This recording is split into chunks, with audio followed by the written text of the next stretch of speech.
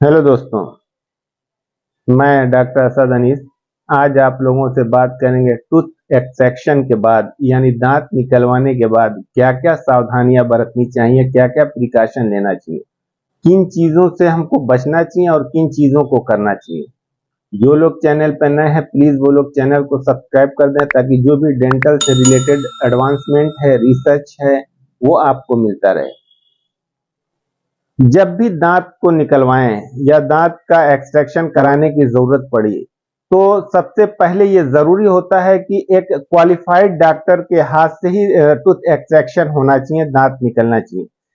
क्योंकि वो जो क्वालिफाइड डॉक्टर होगा वो उस दांत के एनाटॉमी को, वहां पे सराउंडिंग स्ट्रक्चर को, उसके आसपास के स्ट्रक्चर को, यानी वहां पे कौन सी नर्व पास हो रही है, कौन सी आर्टरीज और वेन्स पास हो रही है, उसकी उसके पास नॉलेज होता है।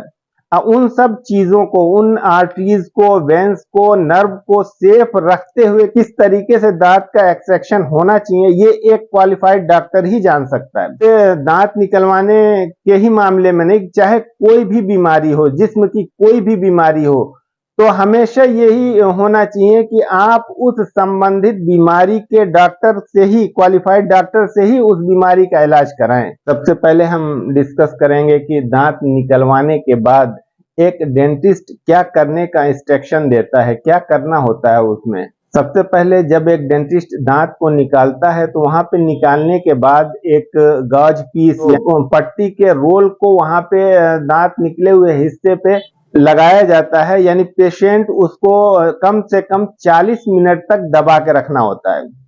40 मिनट के बाद उस गाज पीस को, उस पट्टी को निकालने के बाद फिर कुछ भी ठंडा ले, ठंडा पानी पी लें या आइसक्रीम खा लें। और जो डेंटिस्ट ने जो भी मेडिसिन आपको प्रिस्क्राइब किया है, जो भी मेडिसिन लिखी गई है, उस मेडिसिन को आप बताए हुए तरीके पे उसको आप लें। कम से कम 3 या 5 दिन तक एंटीबायोटिक को लेना जरूरी होता है।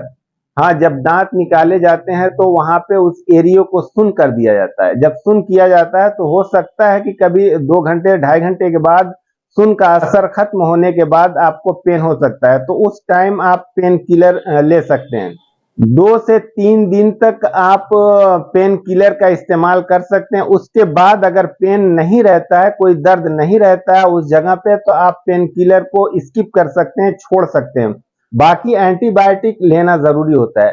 उसी के साथ साथ कुछ mouth wash, antibiotic mouth wash दिया जाता है और कुछ एंटीबायोटिक जेल दिया जाता है जो कि उस दांत पे, जहां से दांत निकला होता है वहां पे जेल को लगाया जाता है, जिसकी वजह से वो वहां पे कोई बैक्टीरियल ग्रोथ नहीं हो पाती है। माउथ वॉश का भी मकसद यही होता है, ये माउथ वॉश करने का भी उद्देश्य यही होता है कि बैक्टीरियल ग्रोथ को रोका जाए। जब बैक्टीरियल ग्रोथ नहीं होगा तो जख्म जल्दी भरने की तरफ जाएगा। जिस दिन दांत निकला होता है यानी 24 घंटे तक आप ठंडी चीजें खानी होंगी, सॉफ्ट डाइट लेना होगा, नर्म चीजें खाने पीने में इस्तेमाल करनी होगी। 24 घंटे के बाद आपको नमक पानी का हल्का गुनगुना पानी से कुल्ला करना होगा। यानी ये सारी चीजें, यानी माउथ वॉश है या जेल है या एंटीबायोटिक टैबलेट है, इन सब चीजों का उद्देश्य एक ही है कि मुंह के बैक्टीरिया को खत्म किया जाए, यानी मुंह में बैक्टीरिया ना होने पाए, यानी मुंह हमारा पूरी तरीके से बैक्टीरिया फ्री हो जाए। जब बैक्टीरिया फ्री होगा तो आपका जख्म, आपका घाव तेजी के साथ भरेगा। अच्छा, ये चीजें ठीक करने की। अब क्या नहीं करना है? गर्म चीजों से परहेज रखना है, सख्त चीजों से परहेज रखना है। कोई भी गर्म चीजें नहीं लेना है, कड़ी चीजों का इस्तेमाल नहीं करना है खाने पीने में। ब्रश को थोड़ा सा एहतियात के साथ, सावधानी के साथ उस एरिया में करना है कि वहां पे चोट न लगे। जब क्लाट एक बार बन जाता है, अगर क्लाट पे अगर किसी तरीके से चोट पहुंच जाती है तो उसकी वजह से अगर वो क्लाट हट गया तो फिर से नई ब्लीडिंग शुरू हो जाती है। तो इस ब्लीडिंग से बचने के लिए वहां पे एक्टिविटी, यानी कम से कम एक्टिविटी होनी चाहिए। बहुत आराम से सब कुछ करना है, खाने पीने में थोड़ा सा एहतियात के साथ चलना है। ज्यादा से ज्यादा पानी, खूब पानी पिए। और उस टाइम में फल फ्रूट का सेवन बढ़ा दें, हरी सब्जियों का सेवन बढ़ा दें, जिसकी जिसकी वजह से आपको घाव भरने में मदद मिलेगी। जब दांत निकलता है, कभी कभी ऐसा देखा जाता है, खासतौर से चौवा जो मूलर्स बोले जाते हैं, आखिरी दांत जो चबाने के दांत होते हैं, उन दांतों को निकालने के बाद कभी कभी ऐसा होता है कि मुंह पूरी तरीके से नहीं खुलता है। तो ये एक नॉर्मल है, क्योंकि दांत निकला हुआ है, वहां पे घाव है, इसकी वजह से इसके नतीजे में वो ऐसी चीजें हो रही है। कुछ दिन के बाद वो सारा चीजें आपकी नॉर्मल हो जाएंगी, यानी जैसे पहले मुंह खुलता था पूरा, वैसे खुलना शुरू हो जाता है।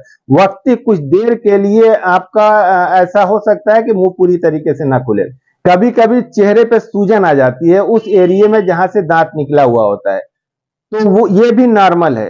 ये भी कुछ दिन के बाद आपका नॉर्मल हो जाएगा, कोई दिक्कत नहीं होगी। हाँ, जब सूजन आती है तो बहुत लोग उसकी सेकाई करते हैं। सेकाई, गर्म सेकाई कोई नहीं करनी। अगर करना है तो सिर्फ बर्फ से वहां पे उस बाहर की तरफ से बर्फ की सेकाई कर सकते हैं। गर्म सेकाई कोई भी किसी भी तरीके की गर्म सेकाई नहीं करनी है।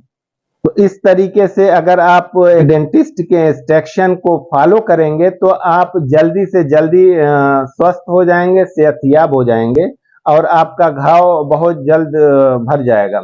हाँ, और कुछ पेशेंट ऐसे हैं, जैसे कि अगर आप किसी क्वालिफाइड डॉक्टर के पास जाते हैं, तो आपकी हिस्ट्री लेगा, शुगर की बीमारी तो नहीं है, या हाइपरटेंशन तो नहीं है, हाई बीपी वगैरह तो नहीं रहता, या और भी कोई बीमारी, या खून की कोई बीमारी, किसी तरीके की बीमारी तो नहीं। इन सब चीजों की हिस्ट्री लेने के बाद फिर डिसाइड होगा कि दांत निकलना चाहिए या नहीं निकलना चाहिए। अगर सब कुछ ठीक है, क्योंकि अगर बढ़े हुए शुगर में दांत को निकाल दिया जाएगा तो फिर वहां पे जख्म भरने में दिक्कत आएगी, परेशानी आएगी, देर से भरेगा, और पेशेंट उसकी वजह से सफर करेगा। तो इसलिए बाकी जो और सब बीमारियां हैं उसको कंट्रोल में करने के बाद ही दांत निकलना चाहिए। धन्यवाद।